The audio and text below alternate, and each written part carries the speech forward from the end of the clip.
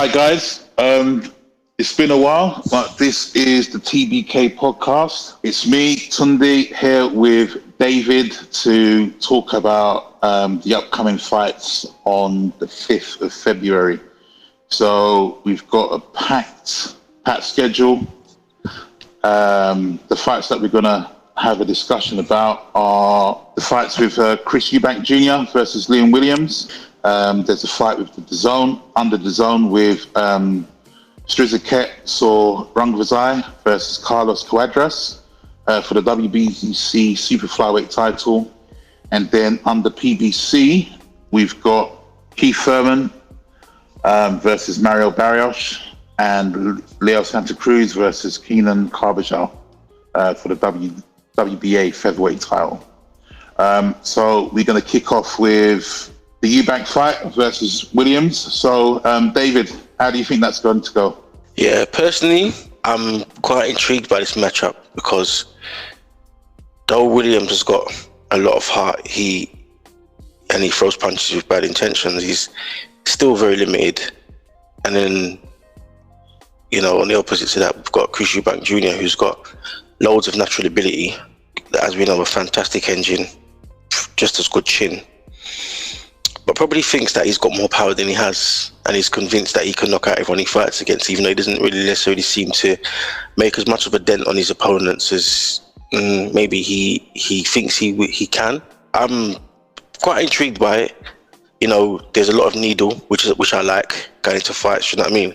And I do think Eubank Jr. will win, but he's going to have to dig deep because Williams, his game, he kind of reminds me a bit of Scott Quigg in many ways, because he hasn't necessarily got the skill of Scott Quigg, but Scott Quigg's got no quit in him. Do you know what I mean? He will have it with anybody, and Lee Williams appears to be the same kind of guy.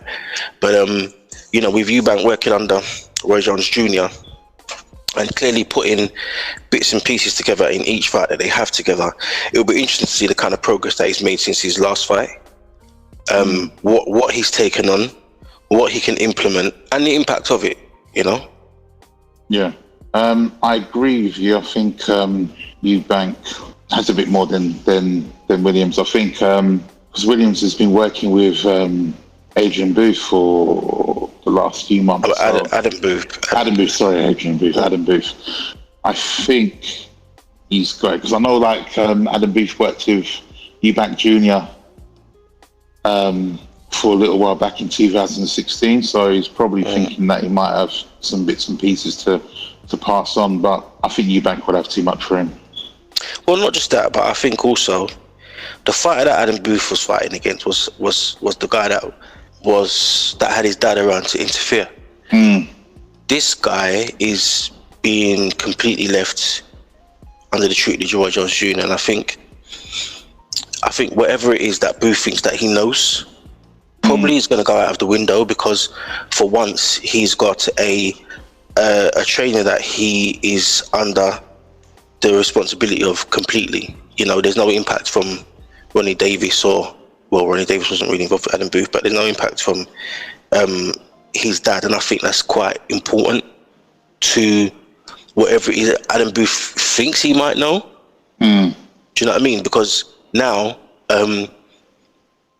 other than the natural ability, which is volume, great chin, very athletic, great engine, now there's a certain level of skill and impressionability that he probably never had at the time that they were working together. I think that's going to count for a lot more than what Adam Booth thinks he can pass on. Yeah, no, I'm in agreement. They have the same sort of strengths in that they're quite bullish, quite aggressive, come forward fighters. I just think Eubank has a lot more durability, and he's a lot more assured and patient under Roy Jones Jr. now. So he's a lot more measured in his approach. Whereas he would just go in all guns blazing. He doesn't do that anymore. Or at the very least, he hasn't done that in his last few fights. It's like if he sees an opening, he'll go for it. But if not, he will just take a step back, have a look again. He's much less predictable now than he was in previous fights. I just don't think Williams has what it takes to to beat Eubanks, unless he comes with a really good game plan that Booth can put together. But I just don't see it. To be honest with you, I think if not for Eubank's chin, it'll be a lot more interesting to fight, because Williams can pop. To be fair to him, not that I see Eubank as unswayable, but you got to have a bionic arm to be able to get this guy to even wobble, man. I mean, he's not necessarily fought the best, but of the people he has fought, some who supposedly can punch, no one's ever really seemed to worry him. He can be outworked, as we know, because he likes to admire his work and get hit whilst doing so. But I just don't see. I just, like you pretty much said already, I just don't see that Williams has got what it takes to necessarily deter him from his course, unless he does admire his work, because he feels like he's putting together stuff that he's never done before and takes rounds off, as we know he famously did against Billy Joe. But I just don't see that Roy Jones would necessarily allow that kind of thing to happen. Yeah, I just don't see that happening again. He's not going to do that. I really don't think he's going to do that. I mean, Williams is quite durable, but I think Eubank will have him beat on points. Do you agree, or do you think he will stop him? No, I think he would on points. I don't. Like I said, I think he thinks he can knock him out, but I don't believe he does. Williams is still quite durable, and as much as if you combine the physique with the action of throwing punches, Eubank thinks he's got a knockout punch. Really, I mean, if you look at the caliber of opponents he's knocked out, doesn't really stand up to very much. Do you know what I mean? So I think it will be a points win as well. Okay. All right, that's cool. So our next fight to discuss is the Keith Thurman Mario Barrios fight at welterweight. Yeah, you chucked it a bit. So what are your thoughts? Yeah, well, one time has now become sometime, and it'll be good to see him fight anytime. Do you know what I mean? You know what I mean? I mean, like, Keith Thurman's, he's just spoken so much, and being, what's it now, 2-3 years? When did he fight Pacquiao? It was 2019 or 18? Right, okay. So 2.5, maybe 3 years ago. 3 years, yeah.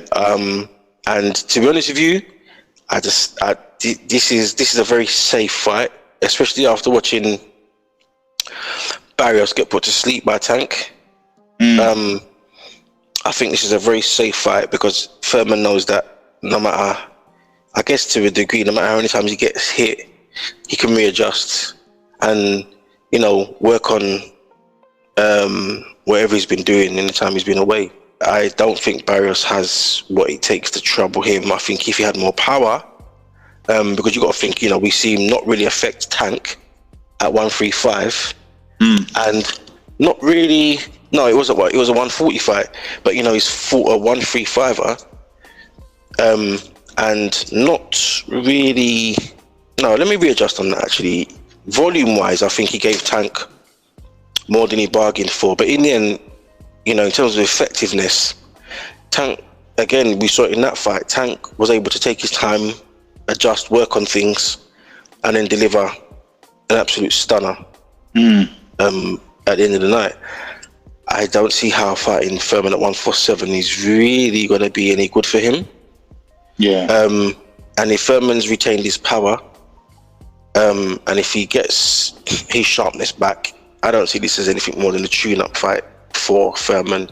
But again, could be being generous to him just because of how long he's had out of the ring. Yeah. Do you know what I mean? And I think that's where the question point is. That's where the talking point is. That's where the question mark is, sorry. That's where the talking point is. The amount of time that he spent out of the ring, how has it affected him? How are his hands? Did he have a problem with one of his legs as well? I think so. I can't remember if he had a knee injury or one of those injuries. Again, I mean, I won't be quoted on it because, as I say, don't quote me on it. But I believe he also had a problem with one of his legs. So I think that's why he's been out for so long too. So he's got to deliver because he talks so well or so much. He's got to deliver, and I just think this is a fight that can happen in, because Barrios, as much volume as he has, he's not really necessarily like overly skilled and doesn't have the power. No, he doesn't. What do you think about it? I agree with you that it's a safe fight for Thurman. Mm-hmm. The cynicist in me just thinks that he's just looking for one big final payday, and this is a very safe route to that. Mm-hmm. He's looking like a big final payday. I mean, although he's like, he's 33 now, I think in boxing terms, he's aged quite a bit because of his injuries and stuff. He's already had a lot of time out. It's just been, Keith Thurman's one of those fighters that he's packed in a lot in a short space of time.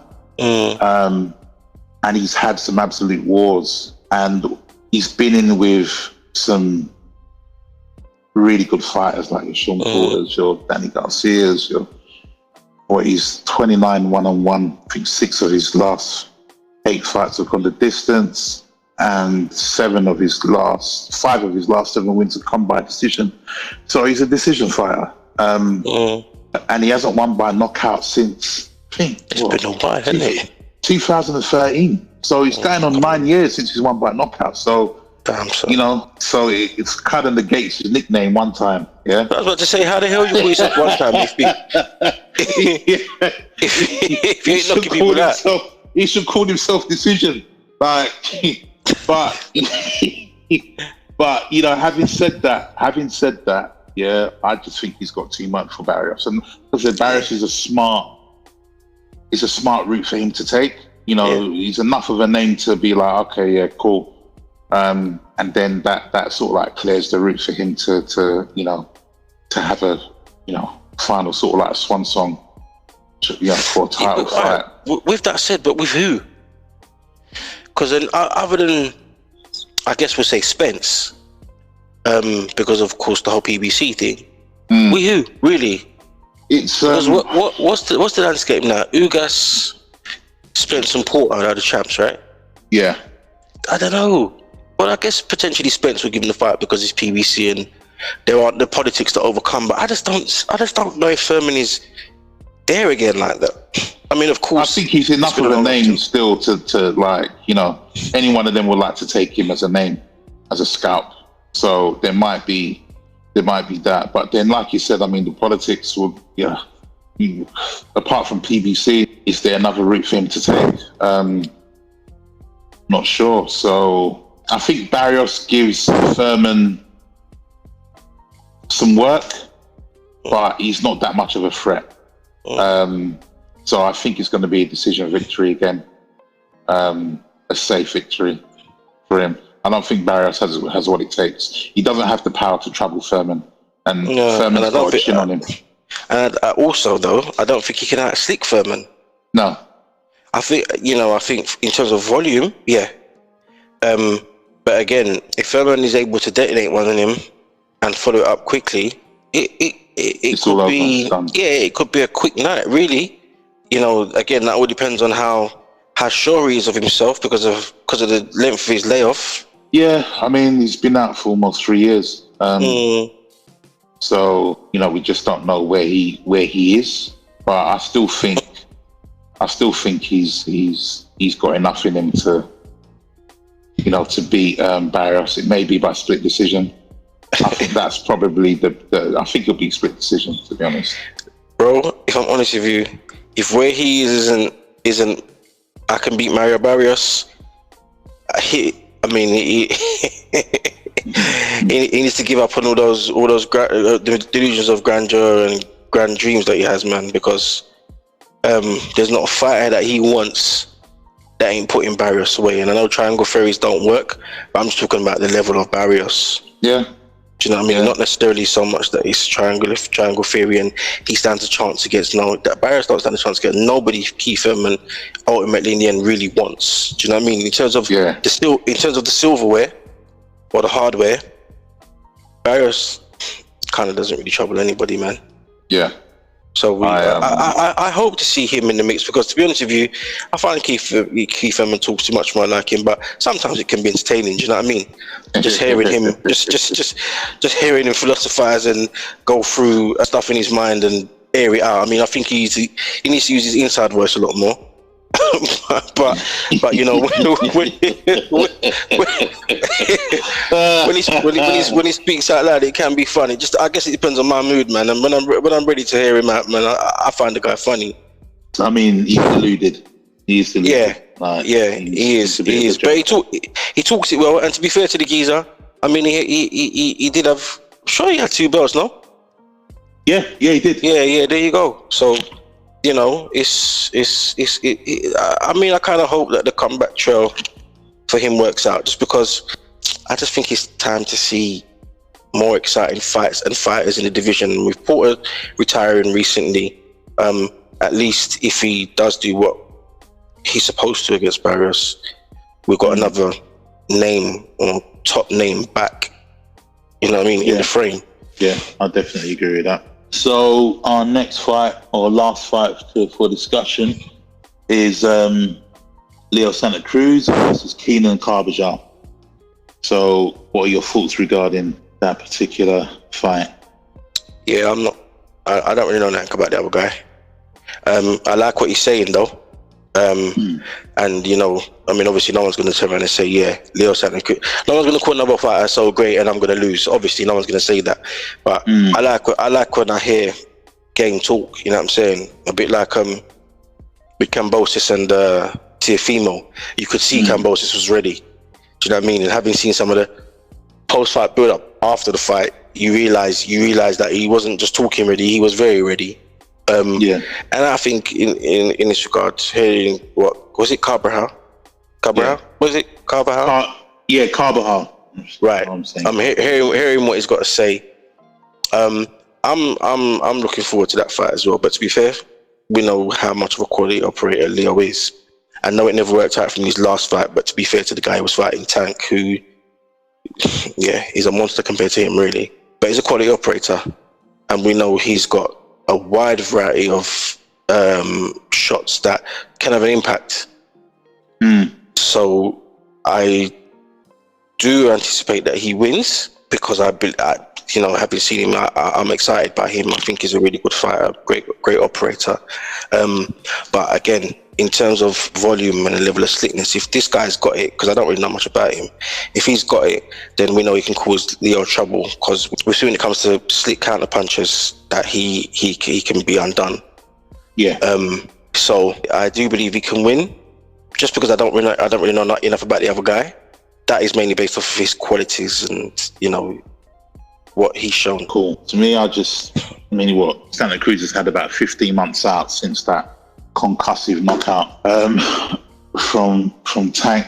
Again, I don't really know too much about Carbajal. I think that Santa Cruz has just got a bit too much. I think apparently the fight's at 130.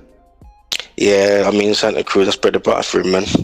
Yeah. Even though he's he's fought at 126 as well, but I've bread and butter for him.